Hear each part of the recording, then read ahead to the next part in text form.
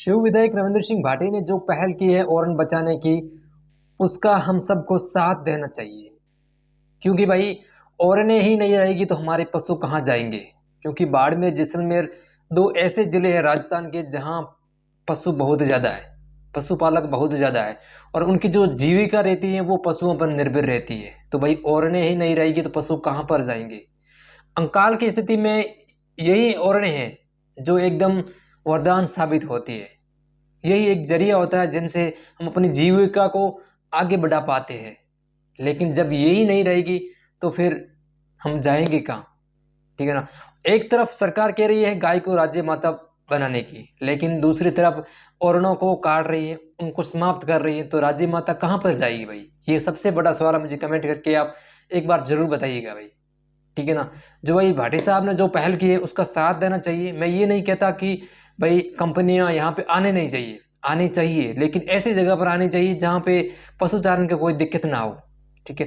अब ये जो जमीन है जो कि जैसलमेर की घटना आप सभी को पता है, छोटा सा गांव है भैया जहाँ पे बहुत सारी जगह खाली है, और जैसलमेर की अधिकतर जितनी भी जगह है वो खाली है। इसी कारण तो वो क्षेत्रफल की दृष्टि से सबसे बड़ा जिला है और जनसंख्या जो है वो कम है।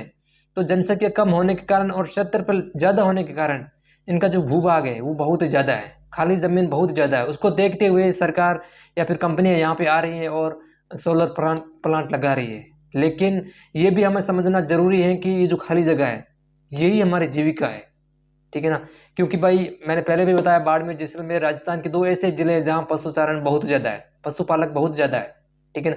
और उसकी वजह है खालिस्तान का होना, जंगलों का होना, ऐसी ओरणा का होना।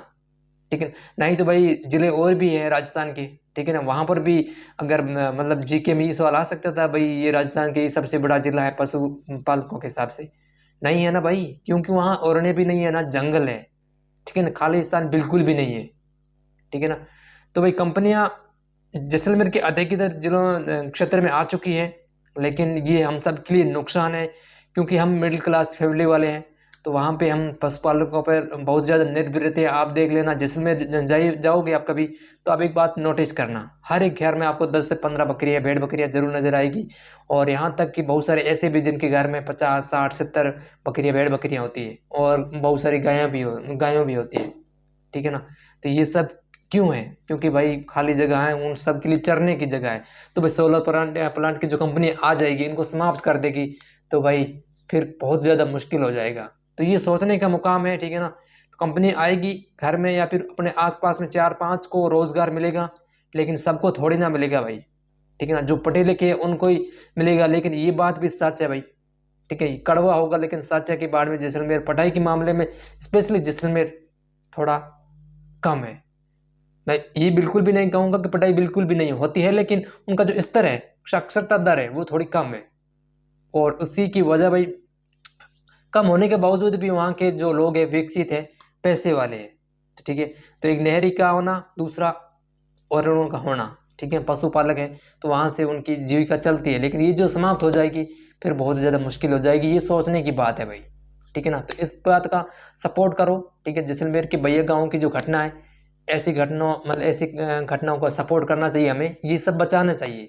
नहीं तो फिर एक दिन ऐसा आ जाएगा कि सारे जैसलमेर बाड़मेर में वो कंपनी आ जाएगी और एक दो को रोजगार मिलेगा, बाकी सब बेरोजगार हो जाएंगे।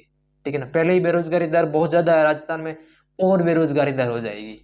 ठीक है ना। इस पर आपका क्या कहना है मुझे कमेंट करके जरूर बताएं। आप इस बात पर कितने सहमत हैं, ठीक है ना, वो भी बताइए। और वीडियो को शेयर जरूर कीजिएगा, हर एक युवा तक पहुंचाना है इस बात को। क्योंकि भाई अपना जो डिस्ट्रिक्ट है बाड़मेर जैसलमेर दोनों, ये खतरे में भाई। ठीक है ना। और हम आगे किस हिसाब से बढ़ रहे हैं और आने वाले टाइम में हमारे साथ क्या होने वाला है, ये चीज़ हमें सोचना पड़ेगा, स्पेशली युवाओं को। ठीक है ना।